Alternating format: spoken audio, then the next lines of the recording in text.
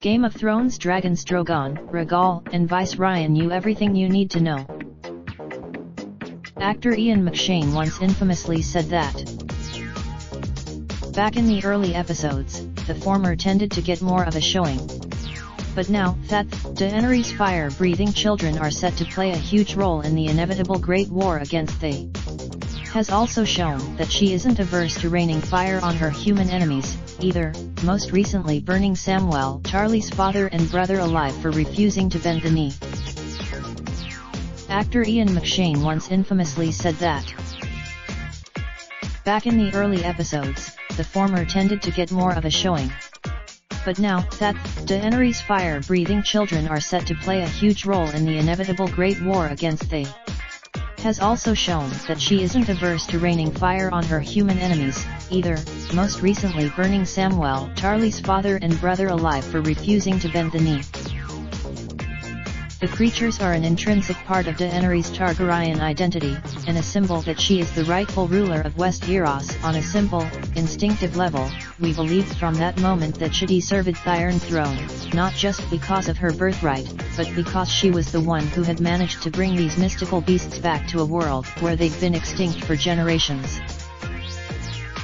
But there are still a lot of unknown variables when it comes to dragons, and we know even less about the ice dragon created by they. Here is a quick guide. Spoilers ahead. In the show and books, Daenerys names her 3 dragons Drogon, Viserion, and Rhaegal. Drogon is named after. So far in the show, only Daenerys has managed to ride a living dragon, while the Night King has managed to mount a resurrected Viserion.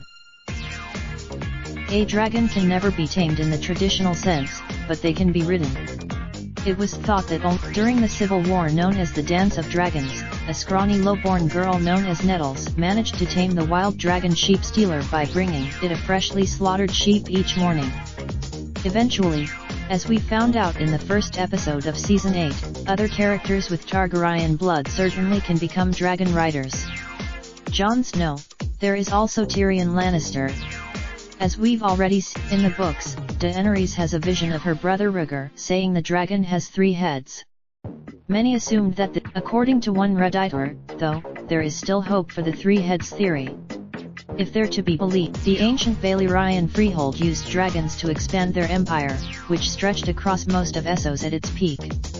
Most of the dragons, but one Valyrian family survived. The Targaryens and their dragons continued to rule over the 7 kingdoms for generations, until the Dance of Dragons. This civil war, both sides had dragons, and fighting was vicious. The few dragons, with their thick scales and ferocious size, dragons are notoriously difficult to kill. But as Qyburn himself, according to Tyrion, the best place to aim is for the eyes in the hope of puncturing the brain behind. This is precisely, careful, though, because firing at a dragon could rile them up and make them even more aggressive, as we have already seen. We've also seen that an ice spear to the neck can fell a dragon. This is how other dragons have been killed by their brothers and sisters, as different Targaryens, each bonded to a different mount, vied for the throne. One poor beast. According to Martin's books, a persistent myth claims that attacking the gullet, one of the few places not protected by the thick scaly hide, is the best way to bring down a dragon. Others claim that the Tyrion Lannister, however, states in the novella Dance with Dragons that these tales are definitely not true, and reiterates that they.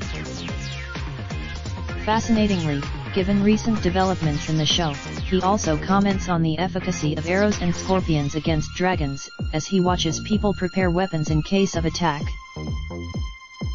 If anyone had thought to ask him, Tyrion could have told them not to bother. Unless one of those, according to Westerosi history, as detailed in both the HBO television show and books, some past dragons lived for centuries. This means that the famous Valyrian the Black Dread was essentially the most gargantuan dragon in known history. He lived to the grand old age of 200, had a wingspan that could cover an entire town in darkness, and reportedly died of old age. In the books, in the show, alas, his skull would later suffer the indignity of being used as target practice by Qyburn when demonstrating his dragon-killing new weapon to Cersei.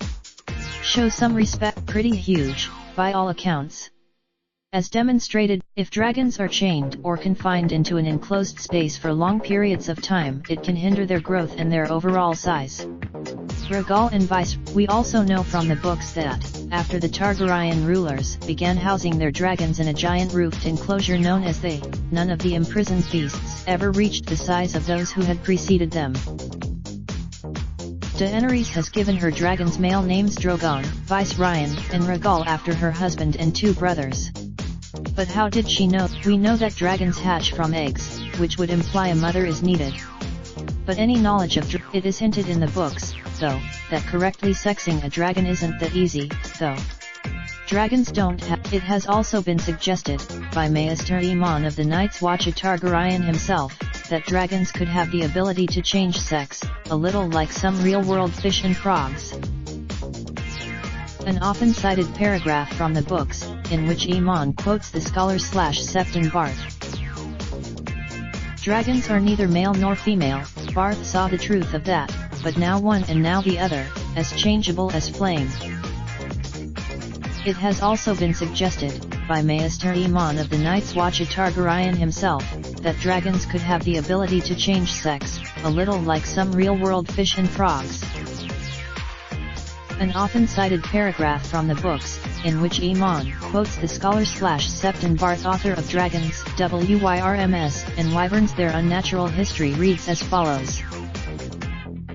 No one ever looked for a girl, it was a prince that was promised, not a princess. Rhaegar, I thought, what fools we were, who thought ourselves so wise. The error crept in. That said, the context of the speech in which Aemon is talking about Daenerys, her dragons, and the legendary hero known as the prince who was promised you makes it unclear whether the neither. It is also possible, of course, that he is referring to both, and pointing out that, just as dragons can change sex, changeable. If true, this suggests that one of the show's dragons could conceivably become female at some point, and perhaps even lay some eggs. All things considered, we also don't know, for sure, if dragons really do mate, and if this is how their eggs are fertilized, or if all eggs laid by female dragons have the potential to hatch, regardless of the involvement of the male. Biologically speaking, this seems unlikely, but we are, after all, dealing with a fictional magical creature, meaning that anything is technically possible. Not necessarily. We know that the egg, it is therefore conceivable that either Daenerys or someone else could hatch more eggs in the future, using older eggs. Hatching an egg, however, appears to require the use of intense, fire-generated heat and, it is implied, a blood sacrifice. We first glimpsed Daenerys' dragons when they were mere hatchlings at the very end of Season 1, emerging with their mother from Drogo's funeral pyre. Blue Bolt, a London-based visual effects studio, were tasked with building 3 realistic dragons. To make things By Season 2, the dragons were still babies, but their role in the show was growing. The Game of Thrones, this is how the dragons came to have a mixture of report alien and bird-like features. According to Visual, in Season 3, the dragons' fire-breathing abilities became more important. This was achieved as the show continued, the dragons grew, and the dragons began to interact more with the human characters. Emilia Clarke with the whole approach endeavor became a lot more difficult once Daenerys started to ride Drogon, though. Pixomondo Art, for Season 5, Los Angeles-based animators Rhythm Hughes had to make Drogon swoop into a fighting pit and rescue Daenerys from the Sons of the Harpy. To achieve this, in a premiere full of long-awaited micro-moments, Jon riding a dragon may have topped them all. Of course, as Daenerys regularly rides dragon, Jon rode Rhaegal during the incestuous couple's airborne trip through Westeros. This was long forth with a 7-day free trial, along with the new season from April 15. Copyright Telegraph Media Group Limited 2019. Raindrop, drop top, smoking, no cooking the hot bar. Fucking on your bitch, yeah, that. Part 5.